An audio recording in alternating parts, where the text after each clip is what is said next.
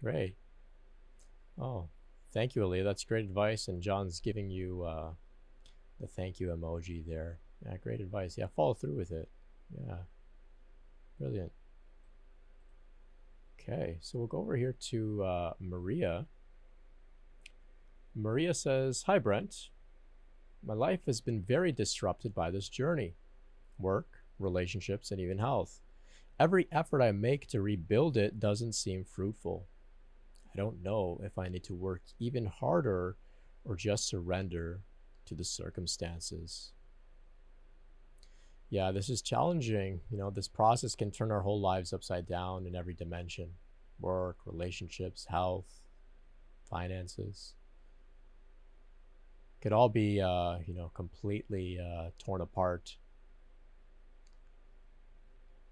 It's only natural to try and rebuild with effort, right? With motivation, with discipline. It's only natural to try that, especially given our culture's, you know, predisposition to a very masculine approach to going and getting things done.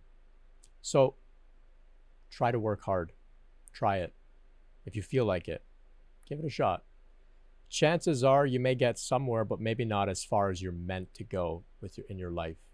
You may manifest and create and accumulate a little bit of what you need, but not the full load that's waiting for you. The full load, the full opportunities, the deepest relationships, the best careers, and all of that comes only through surrender. Because God, the divine, the Shakti, puts us through this transformation. It tears us apart. It tears our life apart in order to rebuild it for us. Right? We can assist a little bit. We can follow the impulses and the flow, but we have to leave room for Shakti's influence in our life, for God's influence in our life, and that comes only through surrender. So for me, when my life fell apart, I felt really guilty. I thought, I'm young. I'm supposed to be, getting a job and contributing something and saving up money. And I thought, I can't even do that. I'm such a mess. And I would tell God, I'd say, look, I know I'm not being lazy. I want to work. I want to do something. I don't want to just sit around in my bed and cry and meditate all the time. And I would just hear back, it's okay. Just rest, take care of yourself, be with this process fully. In time, your plate will be so full, you'll have too much to do, and you'll see. Don't go out and chase all of that stuff yet. It'll come to you when the time is right. So I had to surrender, and I just had to trust in that. So I went fully into just being with myself, taking care of myself. I put all of my effort and my discipline and energy and all of that kind of stuff. It went totally towards self-care, nurturing myself, helping myself to heal and whatnot. Then in time, just without any effort whatsoever, without trying at all, opportunities started showing up, inspiration, invitations started coming, and then my life started to rebuild itself. Relationships just came in. All that sort of stuff just kind of came in on its own.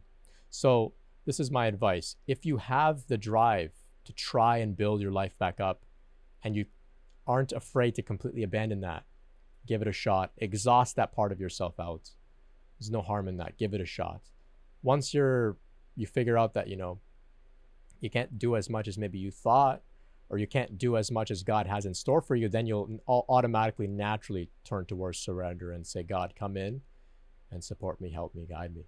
And that's what God's waiting for. God's waiting to do that. The Shakti, the divine, whatever you want to call it, source energy, it's waiting to play a very big role in your life. But in order to get there, we have to experiment, and everyone has their own journey there. So, you